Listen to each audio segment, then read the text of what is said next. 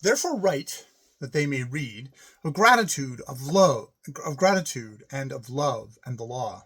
I myself, when I return, will show how the dish should be dressed, to take the taste here, for it is here that we must come. Cause to be established in Jagasur a newspaper, and fill it with translations of their papers. A beggar taught may be brought from Calcutta for 30 rupees a month, and if he writes in Gurmukhi, our people cannot read. Create further councils other than the panaches of headmen, village by village and district by district, instructing them beforehand what to say according to the order of the Rao. Print all these things in a book in English and send it to this place and to every man of the 600. Bid the beggar taught right in front of all the Jagasur follows fast on the English plan. If thou squeezest the Hindu shrine at Thigot, it is ripe, remit the head tax, and perhaps the marriage tax, with great publicity. But above all things, keep the troops ready and in good pay, even though we shall glean the stubble with the wheat, and stint the Rao Sahib's women. All must go softly. Protest thou thy love for the voice of the common people in all things, and affect to despise the troops. That shall be taken for a witness in this land. The headship of the troops must be mine. See that Bahadur Shah's wits go wandering over the wine, but do not send him to God. I am an old man, but I may yet live to lead. If this people be not bled out and regain strength, we, watching how the tide runs, when we see that the shadow of their hand is but lifted from Hindustan, must bid the Bengali demand the removal of the residue, or set going an uneasiness to that end. We must have care neither to hurt the life of the Englishmen, nor the honour of their women, for in the case 6 times the 600 here could not hold those who remain from making the land swim. We must care that they are not mobbed by the Bengalis, but honourably escorted, while the land is held down with the threat of sword if a hair of their heads fall. Thus we shall gain a good name, and when rebellion is unaccompanied by bloodshed, as has lately befallen in a far country, the English, disregarding honour, call it by a new name, even one that has been a minister of the Empress, but it is now at war against the law, praises it openly before the common folk. So greatly are they changed since the days of Nikhal Sain. And then, if all go well, and the sahibs, who through continual checking and browbeating have grown sick at heart, see themselves abandoned by their kin, for this people have allowed their greatest to die on dry sand through delay and fear of expense, we may go forward. This people are swayed by names. A new name, therefore, must be given to the rule of Hindustan, and the Bengalis may settle among themselves. And there will be many writings and oaths of love, such as the little island over the sea makes when it would fight more bitterly. And after that, the residues are diminished, the hour comes, and we must strike so that the sword is never any more questioned. By the favour of God and the conservation of the sahibs these many years, Hindustan contains very much plunder, which we can in no way eat hurriedly. There will be to our hand the scaffolding of the house of state, for the Bengali shall continue to do our work, and must account to us for the revenue, and learn his seat in the order of things.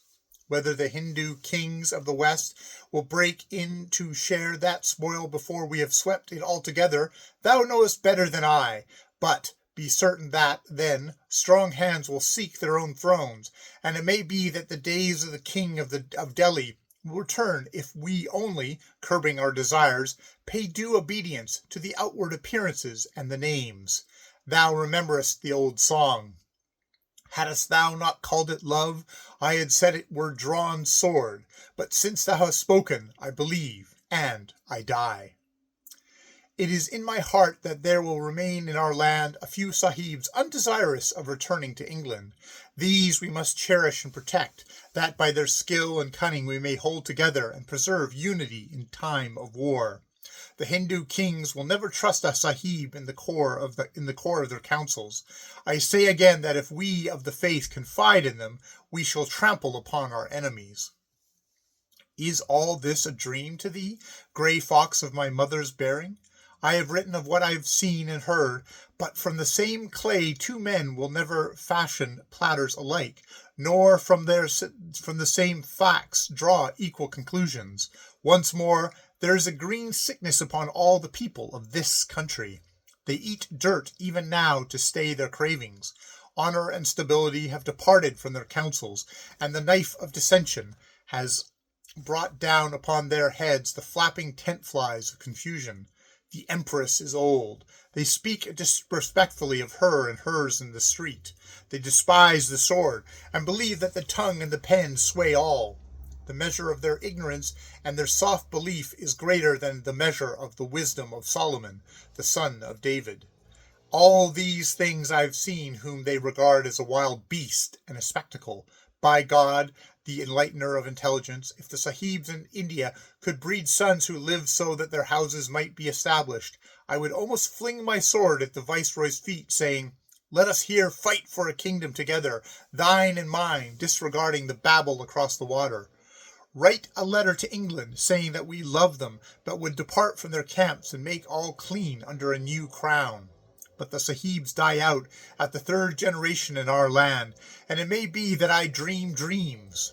Yet not altogether, until a white calamity of steel and bloodshed, the bearing of burdens, the trembling for life, and the hot rage of insult, for pestilence would unman them if eyes not unused to men see clear, befall this people. Our path is safe. They are sick.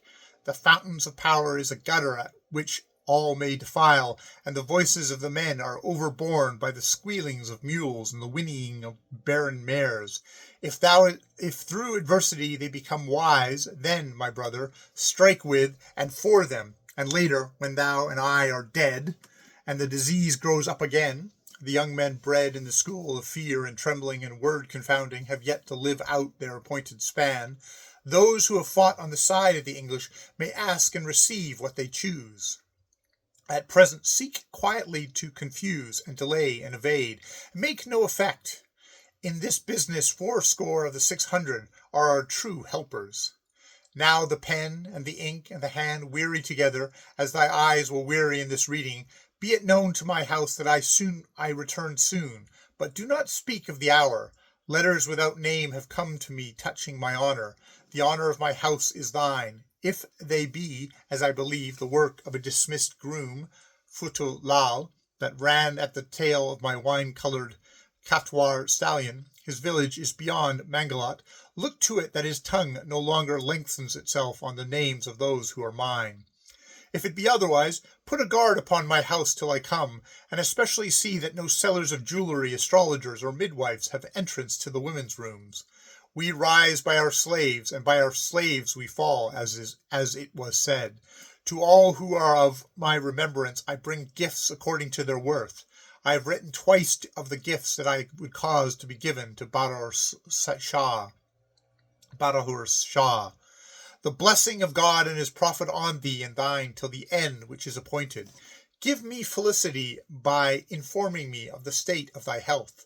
My head is at Rao Sahib's feet. My sword is at his left side, a little above my heart. Follows my seal.